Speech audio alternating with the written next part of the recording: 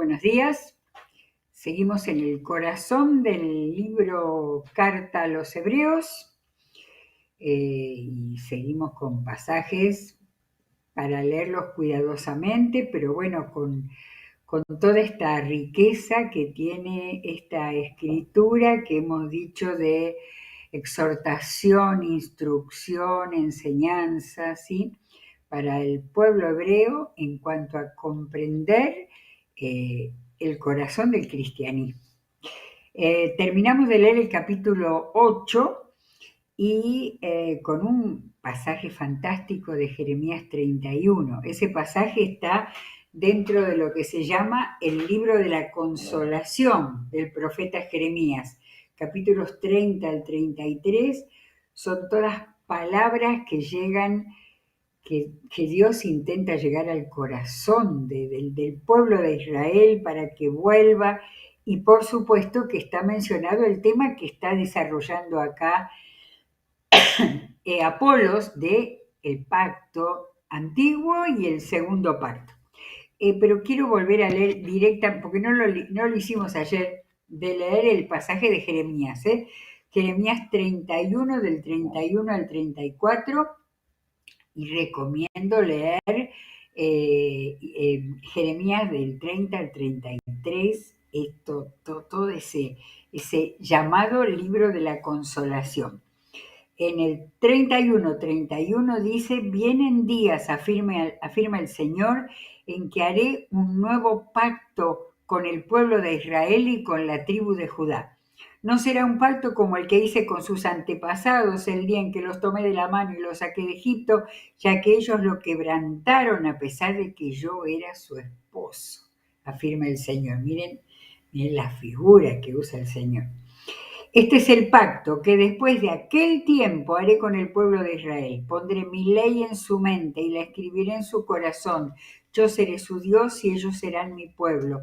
Ya no tendrá nadie que enseñar a su prójimo, ni dirá nadie a su hermano: conoce al Señor, porque todos, desde el más pequeño hasta el más grande, me conocerán, afirma el Señor. Yo les perdonaré su iniquidad y nunca más me acordaré de sus pecados. Cuando leemos este mismo pasaje en Hebreos, nos damos cuenta que eso solamente podía ser real y factible con el sacrificio de Cristo y con lo que sigue acá Apolos explicando. Todavía seguimos con la parte dedicada a los judíos. Y todo el tiempo me pregunto, ¿cómo no pudieron creer en Jesús? Tampoco se les ha hecho a través de los tiempos leer el Nuevo Testamento, ¿no es cierto? Pero ¿cómo no pudieron creer los que lo vieron y los que lo escucharon? Muy bien, vamos al capítulo 9, donde acá el maestro sigue enseñando. Ahora bien, después de este pasaje de Jeremías, el primer pacto tenía sus normas para el culto y un santuario terrenal, ¿sí? Entonces acá va a empezar a hacerles recordar las normas para el culto. En efecto, se habilitó un tabernáculo de tal modo que en su primera parte, llamada el lugar santo, estaban el candelabro, la mesa y los panes consagrados. Nos está contando cómo era el tabernáculo, ¿no? En Levíticos, en Éxodo, está explicado. Tras la segunda cortina estaba la parte llamada el lugar santísimo, el cual tenía el altar de oro para el incienso y el arca del pacto, toda recubierta de oro. Dentro del arca había una urna de oro que contenía el maná, la vara de Aarón que había retoñado y las tablas del pacto.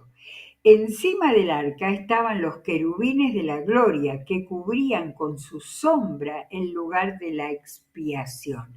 Ahí era donde los pecados con los sacrificios eran perdonados. Pero ahora no se puede hablar de eso en detalle, dice Apolos. Así dispuestas todas estas cosas, los sacerdotes entran continuamente en la primera parte del tabernáculo para celebrar el culto. Pero en la segunda parte entra solamente el sumo sacerdote y solo una vez al año, provisto siempre de sangre que ofrece por sí mismo y por los pecados de ignorancia cometidos por el pueblo. Con esto, y fíjense cómo lo explica, con esto el Espíritu Santo da a entender que mientras siga en pie el primer tabernáculo, aún no se habrá revelado el camino que conduce al lugar santísimo. Esto nos ilustra hoy en día, dice Apolos en el siglo I, que allí, no, hoy, esto nos ilustra hoy en día que las ofrendas y los sacrificios que allí se ofrecen no tienen poder alguno para perfeccionar la conciencia de los que celebran ese culto. No se trata más que de reglas externas relacionadas con alimentos, bebidas y diversas ceremonias de purificación, válidas solo hasta el tiempo señalado para reformarlo todo. O sea, hasta que viniera Jesús. Cristo, por el contrario, él explica primero la parte formal que ellos ya sabían de la ceremonia, de los ritos, ¿no? Del culto, pero ahora lo que tienen que entender definitivamente. Cristo, por el contrario, al presentarse como sumo sacerdote de los bienes definitivos en el tabernáculo más excelente y perfecto, no hecho por manos humanas, es decir, que no es de esta creación, si entendemos, acá está hablando del tabernáculo, es de él, pero después lo voy a explicar. Entró una sola vez y para siempre en el lugar santísimo. No lo hizo con sangre de machos, cabríos y becerros, sino con su propia sangre, logrando así un rescate eterno. La sangre de machos cabríos y de toros y las cenizas de una novicia rociadas sobre personas impuras las santifican de modo que quedan limpias por fuera. Si esto es así, cuánto más la sangre de Cristo, quien por medio del Espíritu Eterno, dos veces está explicando por medio del Espíritu Eterno, se ofreció sin mancha a Dios. Entonces, cuánto más la sangre de Cristo purificará nuestra conciencia de las obras que conducen a la muerte, a fin de que sirvamos al Dios viviente. Y ahora me doy cuenta que está diciendo en relación con lo anterior, con los sacrificios que hacían, con vez tras vez, ¿no? Pero dice, cuánto más la sangre de Cristo purificará nuestra conciencia de las obras que conducen a la muerte, es decir, nos dará la salvación a fin de que sirvamos al Dios viviente y nos dará una vida cristiana diferente. No habla acá pero ¿para qué la salvación? A fin de que sirvamos al Dios viviente, cambio de vida completamente.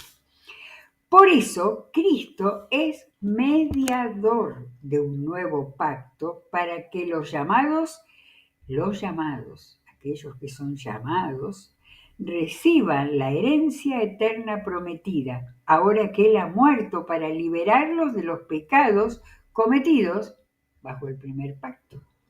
Eh, hay todo como un círculo, ¿no? Empieza primero, nos muestra el primer pacto, todos sus requisitos, y después llega la salvación en Cristo para liberarnos de los pecados cometidos cuando seguíamos el pacto de pecado y cumplimiento, de pecado y sacrificio. En el caso de un testamento, estoy en capítulo 9, versículo 16, y el maestro sigue explicando cuidadosamente. En el caso de un testamento es necesario constatar la muerte del testador, pues un testamento solo adquiere validez cuando el testador muere y no entra en vigor mientras vive. De ahí que ni siquiera el primer pacto se haya establecido sin sangre. Después de promulgar todos los mandamientos de la ley a todo el pueblo, Moisés tomó la sangre de los becerros junto con agua, lana escarlata y ramas de hisopo, y roció el libro de la ley a todo el pueblo, diciendo: esta es la sangre del pacto que Dios ha mandado que ustedes cumplan. Y estoy leyendo 9, dice, ¿cómo es eso de que Moisés tomó la sangre de becerro? Vamos a leerlo, ¿dónde está esto? Éxodo 24. O sea, Éxodo 24, 4 capítulos después de los mandamientos del Sinaí.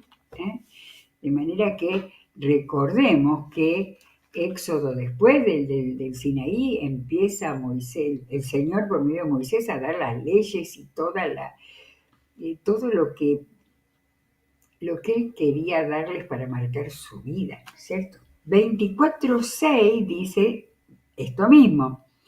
Luego envió, leo desde el 5, luego envió a unos jóvenes israelitas para que ofrecieran al Señor novillos como holocaustos y sacrificios de comunión. La mitad de la sangre la echó Moisés en unos tazones y la otra mitad la roció sobre el altar. Después tomó el libro del pacto y lo leyó ante el pueblo, y ellos respondieron: haremos todo lo que el Señor ha dicho. Y ahora está diciendo que nada de eso es más necesario. De hecho, versículo 22, la ley exige que casi todo sea purificado con sangre, pues sin derramamiento de sangre no hay perdón. Leí un poco el capítulo 17 de Levítico, donde está toda esta explicación, que todo debía ser con sangre.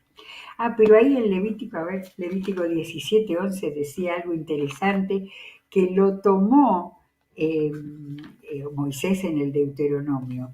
17:11, la vida de toda criatura está en la sangre. Esto lo explicaba Moisés en el Deuteronomio. Yo mismo se la he dado a ustedes sobre el altar para que hagan propiciación por ustedes mismos, ya que la propiciación se hace por medio de la sangre. Y después explica eso de que nadie debe comer sangre. De ahí tenía la aversión a los embutidos que se hacen con sangre, que los judíos siguen cumpliéndolo en el día de hoy, ¿no? Era una enseñanza muy visible, muy simple, muy primitiva, ¿no? Pero ahora Apolo dice: Cristo ha venido, y él todo ese sacrificio lo llevó en su sangre, en su vida, entregando su sangre. Capítulo 9, 23. Así que era necesario que las copias de las realidades celestiales fueran purificadas con esos sacrificios, pero que las realidades mismas lo fueran con sacrificios superiores a aquellos. En efecto, y ahora lo va a explicar, Cristo no entró en un santuario hecho por manos humanas, simple copia del verdadero santuario, sino en el cielo mismo, para presentarse ahora ante Dios en favor nuestro. Ni entró en el cielo para ofrecerse vez tras vez, como entra el sumo sacerdote en el lugar santísimo cada año con sangre ajena. Si así fuera, Cristo habría tenido que sufrir muchas veces desde la creación del mundo. Al contrario, ahora, al final de los tiempos, se ha presentado una sola vez para siempre, a fin de acabar con el pecado mediante el sacrificio de sí mismo. Miren que en todas las cartas que hay en el Nuevo Testamento se habla del sacrificio de Cristo, pero en ninguno como esta explicación de por qué era necesario que de una vez para siempre Él entregara su vida para acabar con el pecado mediante el sacrificio de sí mismo. Y así como está establecido que los seres humanos mueran una sola vez y después el juicio, también Cristo fue ofrecido en sacrificio una sola vez para quitar los pecados de muchos, y aparecerá por segunda vez ya no para cargar con pecado alguno, sino para traer salvación a quienes lo esperan. Y acá está hablando de la segunda venida, primera vez que en esta carta se menciona. Capítulo 10. Título: El sacrificio de Cristo ofrecido una vez para siempre. De manera que Apolos entendía que tenía que seguir dándole vuelta para que hubiera una comprensión completa. Él podía haber escrito media paginita diciendo, pero les está mostrando todo lo que la tradición que ellos habían recibido desde chicos, se les había enseñado en la sinagoga y en lo que habían podido tener oportunidad de leer en los rollos que estaban en el templo. Vez tras vez está dando la vuelta para que ellos entiendan perfectamente qué había significado ese segundo pacto definitivo que Dios se había hecho por medio de Jesús. Capítulo 10. La ley es una sombra de los bienes venideros y no la presencia misma de estas realidades. En los bienes venideros estaba la venida del Hijo de Dios, ¿no? Por eso, nunca puede, mediante los mismos sacrificios que se ofrecen sin cesar año tras año, hacer perfectos a los que adoran. Y hacer perfectos es estar sin pecado, ¿no? Capaz que lo dice ahí. De otra manera, ¿no habrían dejado ya de hacerse sacrificios? Pues los que rinden cultos, purificados de una vez por todas, ya no se habrían sentido culpables de pecado. Pero estos sacrificios son un recordatorio anual de los pecados, ya que es imposible que la sangre de los toros y de los machos cabríos quite los pecados. Es imposible, acá está dando de un plumazo todas las leyes del antiguo pacto. Es imposible que la sangre de los toros y los machos cabríos quite los pecados. Yo no sé cuándo el pueblo judío que no había aceptado a Jesucristo terminó con los sacrificios de animales, porque no quisieron conocer a Cristo. Pero seguramente hubo un momento en la historia en que ya esas prácticas horrendas, digamos, con los animales no eran para la modernidad. Eran aquellas cosas que Dios había dado en el tiempo que aquel pueblo, como dijimos siempre, sin instrucción, con mentalidad de esclavos, salía a buscar la tierra prometida. Y ahí Dios les dio enseñanza marcada, cercana, con todo detalle, en tantos libros que tenemos en el Pentateuco.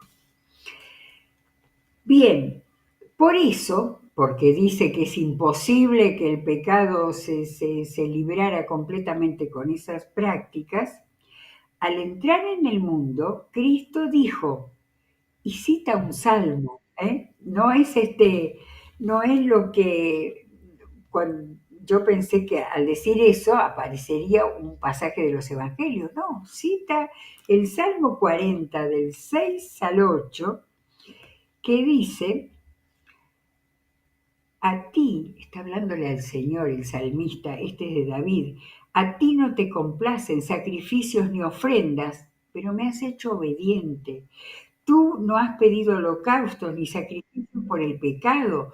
Por eso dije, aquí me tienes como el libro dice de mí. Me agrada, Dios mío, hacer tu voluntad. Tu ley la llevo dentro de mí. En medio de la gran asamblea he dado a conocer tu justicia. Salmo 40, del 6 al 8. Tu ley la llevo dentro de mí. De manera que ya estaba anticipando, ¿no? El hecho de que ya David había entendido de que había una manera de agradar a Dios mediante el arrepentimiento. Primero dijo, y acá está haciendo la explicación de lo que acaba de escribir el autor de este libro. Primero dijo, sacrificios y ofrendas, holocaustos y expiaciones no te complacen ni fueron de tu agrado. Y entonces entre paréntesis pone, a pesar de que la ley exigía, pero dice, no te agrada. Luego añadió, sigue citando el Salmo 40, aquí me tienes, he venido a hacer tu voluntad. Y en virtud de esa voluntad, aquí quitó, no dice, explica, aquí quitó lo primero para establecer lo segundo, lo del antiguo pacto para establecer lo segundo. Y en virtud de esa voluntad, somos santificados mediante el sacrificio del cuerpo de Jesucristo, ofrecido una vez y para siempre. Este autor usaba la pedagogía de repetir, dar una vuelta y repetir y repetir. Dios quiera que toda la gente que recibió este libro lo haya entendido. Una vez para siempre. Vuelve a hablar del culto en el 10:11. Todo sacerdote celebra el culto día tras día, ofreciendo repetidas veces los mismos sacrificios que nunca pueden quitar los pecados. Otra vez. Pero este sacerdote, Jesús, después de ofrecer por los pecados un solo sacrificio para siempre, se sentó a la derecha de Dios, en espera de que sus enemigos sean puestos por estrado de sus pies, porque con un solo sacrificio ha hecho perfecto para siempre a los que está santificando. También el Espíritu Santo, tercera vez que menciona el Espíritu Santo como quien nos enseña, y nos enseña con la palabra. También el Espíritu Santo nos da testimonio de ello. Primero dice, y de nuevo tenemos dos versículos de Jeremías 31 que acabamos de leer recién. Este es el pacto que haré con ellos después de aquel tiempo, dice el Señor. Pondré mis leyes en su corazón y las escribiré en su mente. ¡Qué maravilla! Y en el tiempo de Jeremías no pudieron entender esto. Es más, se fueron detrás de los ídolos y fueron castigados por Dios, yéndose primero con los asirios, tomados esclavos por los asirios primero y los babilonios después.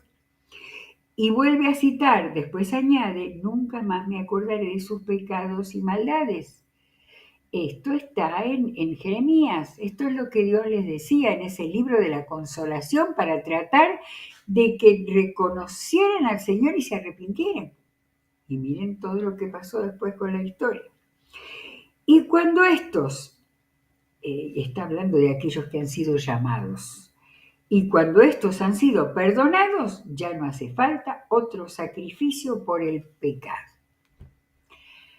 Ahora, Apolos no está diciendo que los cristianos hebreos no van a pecar más. Acá empieza a marcarles la vida que tienen que llevar, habiendo sido perdonados por el sacrificio de Cristo, pero después siguiendo sus pasos.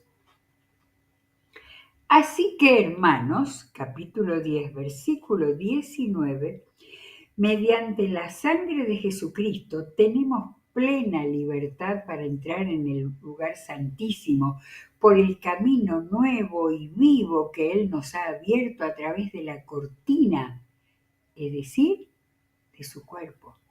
La cortina que impedía que los creyentes entraran al lugar santísimo, ahora la está ejemplificando, haciendo una analogía. El cuerpo de Cristo fue el que permitió que pudieran entrar. Y el lugar santísimo era la presencia misma de Dios. En realidad es lo que pasa con cada oración. Cuando hacemos una oración al Padre por medio de Jesucristo, estamos entrando en el lugar santísimo del Antiguo Testamento. Por el camino nuevo y vivo que Él nos ha abierto a través de la cortina, es decir, a través de su cuerpo. Y tenemos además un gran sacerdote al frente de la familia de Dios. Todavía acá no estaba acuñada la palabra iglesia, ¿eh? Y acá habla de la familia de Dios, es la iglesia, ¿sí? La palabra iglesia es griega, eclesia, de manera que pero era también latina, era del latín eclesia. Bueno, la cosa es que todavía Apolos no usaba la palabra iglesia, sino la familia de Dios. Y entonces miren qué recomendación preciosa y tan conocida.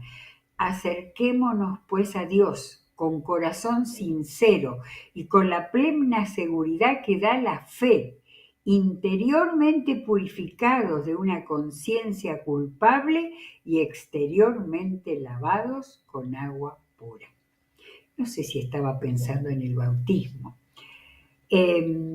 Y sigue, mantengamos firmes la esperanza que profesamos porque fiel es el que hizo la promesa. Preocupémonos los unos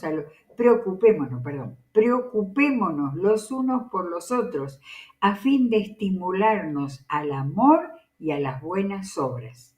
No dejemos de congregarnos como acostumbran a hacerlo algunos, sino animémonos unos a otros y con mayor razón ahora que vemos que aquel día se acerca.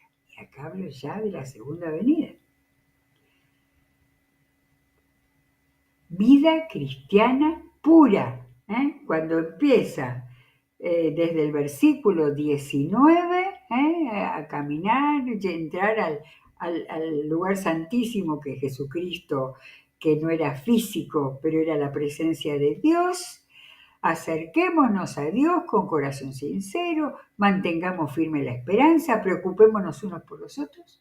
Todos mandatos, pero mandatos de una vida nueva, que es la que tiene que tener el cristiano y el cristiano hebreo y no seguir atado a los mandamientos antiguos. Y de paso, no dejemos de congregarnos. Y cuando empezamos a ver toda esta enseñanza, dijimos, acá había problemas, acá había gente que quizás por el temor a las persecuciones se estaba alejando de la familia de Dios. No dejemos de congregarnos como acostumbran a hacerlo algunos, sino animémonos unos a otros y con mayor razón ahora que vemos que aquel día se acerca. Bueno, y en el 2024 también creemos que aquel día se acerca. Y aunque no sabemos cuándo, hay muchas pautas de lo que está pasando en el mundo, ¿no? Que creamos que aquel día se acerca. Versículo 26. Si después de recibir el conocimiento de la verdad, pecamos obstinadamente, ya no hay sacrificio por los pecados, solo queda una terrible expectativa de juicio, el fuego ardiente que ha de devorar a los enemigos de Dios. Cualquiera que rechazaba la ley de Moisés moría irremediablemente por el testimonio de 2 o 3 testigos. Lo leímos en el Deuteronomio. ¿Cuánto mayor castigo piensan ustedes que merece el que ha pisoteado al Hijo de Dios, que ha profanado la sangre del pacto por el cual había sido santificado y que ha insultado al Espíritu de la gracia? Vuelve a mencionar el Espíritu. Pues conocemos al que dijo, mía es la venganza, yo pagaré. Y también el Señor juzgará a su pueblo. Y versículo 31, una terrible aviso, terrible cosa es caer en las manos del Dios vivo. Así que después de plantearles la maravilla de la vida cristiana, dice, cuidado, cuidado con apartarse. Recuerden aquellos días pasados cuando ustedes, después de haber sido iluminados, sostuvieron una dura lucha y soportaron mucho sufrimiento. Unas veces se vieron expuestos públicamente al insulto y a la persecución, otras veces se solidarizaron con los que eran tratados de igual manera. También se compadecieron de los encarcelados y cuando a ustedes les confiscaron sus bienes, lo aceptaron con alegría, conscientes de que tenían un patrimonio mejor y más permanente. Así que no pierdan la confianza, porque ésta será grandemente recompensada. Quedan poquitos versículos, pero los dejamos para conectar con el capítulo siguiente, porque ahora viene el maravilloso capítulo 11 de Hebreos, el capítulo de la fe. Así que les ha presentado todo el camino de Dios antiguo para que entendieran que por ahí no podía haber perdón de pecados porque Cristo ya había venido y ya había logrado el perdón de los pecados. Y ahora, fíjense, recién ahora en este capítulo 10 empezó a hablar de la fe, ¿sí? Y entonces ahora vamos a eh, terminar en la próxima los 4 versículos que quedan del capítulo 10 y vamos a leer con gran placer ese maravilloso capítulo 11.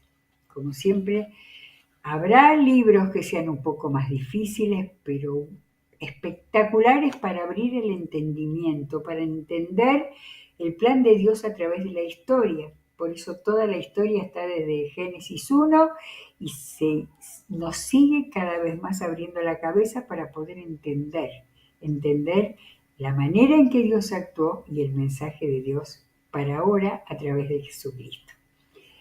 Que Dios los bendiga ricamente. Volveremos a abrir la Biblia en la próxima.